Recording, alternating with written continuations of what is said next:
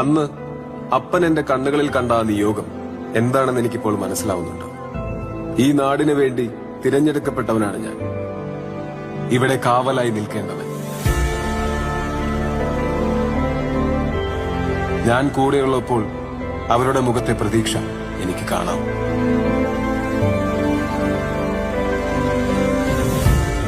എല്ലാം ഇവിടെ അവസാനിച്ചു എന്ന് ഞാൻ കരുതുന്നില്ല. ചിലപ്പോ ഇതൊരു തുടക്കം മാത്രമാവാം.